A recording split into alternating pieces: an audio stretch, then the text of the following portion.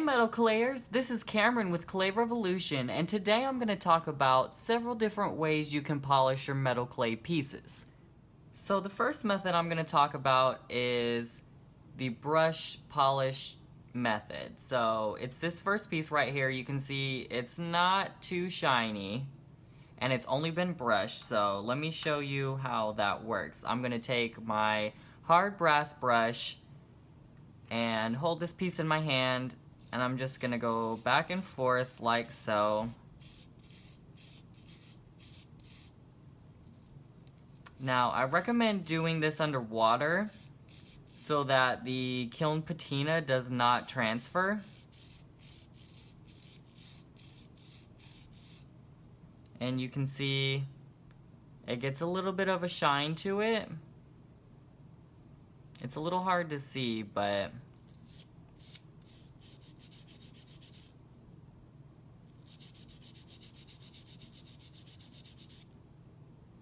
you can kind of see it right there. So that's the first method. The second is this kiln patina. So this is the color that it comes out of the kiln. It's not limited to this yellowish color. It can come out a variety of different colors, but you can see it's very pretty actually. I really do like this yellowy color, and you can see it kind of gets more orange down here. I really like that one. So next is burnishing. So you can see the background of the piece is matte and it's still got that kiln patina, but the top of the texture is shiny. So let me show you how to get this result. So I'm going to take my piece and I'm going to take my burnisher and I'm going to press down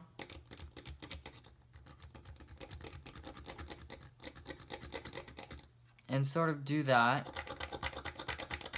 with my piece until the top of the texture is shiny and the background is matte. So you can see I've given some shine to some of the piece and the rest of the piece is still matte. The next piece has been burnished and brushed. So you can see the background is slightly more polished than the kiln patina piece, but the top of the texture is very shiny from the burnisher. And finally, a high polished piece, which has been achieved with rotary bristle discs, which we have online for sale at Clay Revolution. You can see it's got a very high mirror-like shine to it. Remember, starting with the bigger bristles will give you less work, but starting with smaller bristles will give you more detailed work. Now you're going to want to start with the heaviest grit and work your way down to the finest grit, changing directions each time you sand so that you can bring out the highest shine, and by the time you finish, you'll have a mirror-like shine on your metal clay pieces. Let's talk about brushes. So today I have 3 different brushes with me. The first of which is this soft brass brush, which I recommend for using on softer metals such as fine silver. That way you don't scratch up your piece too much and you get a nice high polish on it. The second is the hard brass brush, which I recommend for using on harder metals such as copper and bronze. It's going to give you a better result than trying to polish those harder metals with a soft brush. And the third is the steel brush. So I recommend using this on your white bronze pieces. That way you don't get the color transfer from the brass onto your white bronze.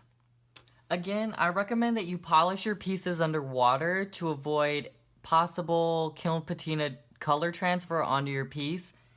And I don't recommend using polishing compounds that you might see some jewelers and some metalworkers use, because it can darken your piece. So I know you're probably asking what this thing over here is. So this is a rubber block. It's like an extra hand because it can help you polish your pieces, and it can also help polish at an angle which will bring out more detail in your work.